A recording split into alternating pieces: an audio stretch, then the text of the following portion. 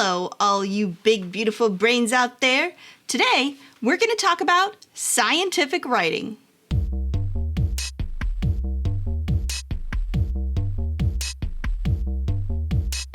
Before we get started, take a minute to subscribe to Psy vs. Psy.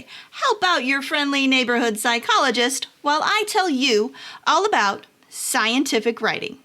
So, we've talked a lot on the channel about psychology being a science, but we haven't talked about some of the key components that go into being a good scientist. Today, we're going to talk about one of the biggies, writing. If you've ever read a scientific paper, you know that they're written pretty differently than the kinds of things you read every day. Scientific papers are written in a strictly formatted way, and they can be pretty tough to write well. But writing is literally one of the most important things a scientist can ever do. Writing is so important to science for a few really key reasons. The first is that writing is the main way scientists have to express any discoveries or mechanisms that they uncover. You can have some of the greatest ideas in the world, but if you never write them down, they're never going to get the recognition or scientific backing that they deserve. Writing is also one of the best ways to set operational definitions and standard procedures. Operational definitions help keep science consistent by using the same words to represent the same concept or idea. Standard procedures, whether they be for experimentation or practical application, give every scientist scientific instructions on how to do what they need to do.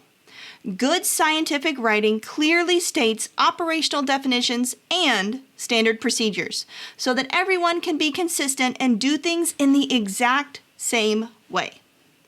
Another reason scientific writing is so important is that it's the best way to keep a record of previous scientific achievements. If you think about scientific writing as a how-to paper or a big list of instructions, it's easier to see why keeping track of why what you've done before is so important.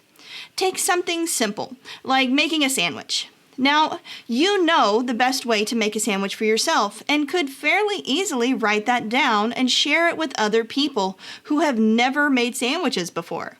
Once they read it, they don't need to figure out how to make a sandwich. They can just follow your instructions. They've saved so much time and energy, which they can now devote to making new and even more interesting sandwiches. That's how scientific writing works. Someone establishes a procedure or a discovery, and then others can use that reference information and build upon it to make it even better. If you want to know about writing or psychology or sandwiches, make sure you subscribe to Psy vs. Psy so you can get all of our other videos and you can learn all about the science of psychology. Until next time, keep thinking, and I'll see y'all later. Bye.